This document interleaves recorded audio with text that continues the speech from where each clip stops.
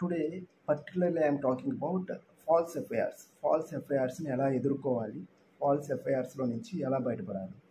Falls FIRs means frivolous FIRs, influenced FIRs foisted by the police with the influence of any political persons or by any de facto complainant. ఏదో ఒక విధంగా మీ మీద ఒక complaint file అయినప్పుడు, ఒక FIR LADS అయినప్పుడు, complaint means first complaint is the main thing which makes the criminal action in motion. Once complaint కనుక file అయితే అక్కడి నుంచి ఎఫ్ఐఆర్ అనేది లాడ్జ్ అవుతుంది.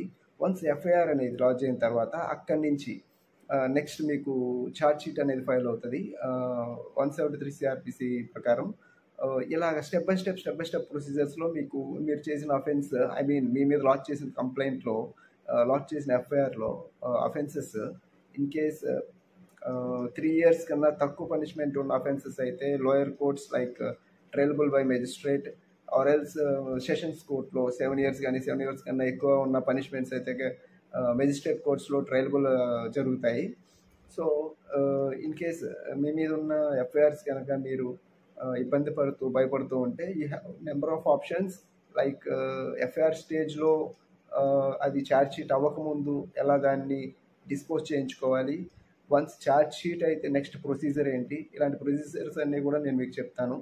Today it is unfortunately to say that all the false and frivolous cases have been foisted by the police only due to the influence of the de facto complainants. దీనికి కూడా supreme court guidelines ఉంటుందండి, లలిత కుమారి versus state of UP అని.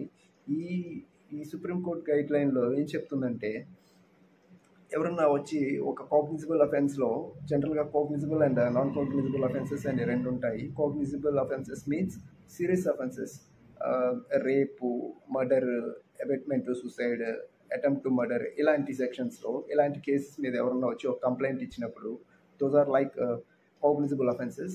ఈ కేసులో ఇమీడియట్గా station house officer or investigating officer FIR lodge చేయాలి అని చెప్పి సుప్రీంకోర్టు గైడ్లైన్ ఇచ్చింది.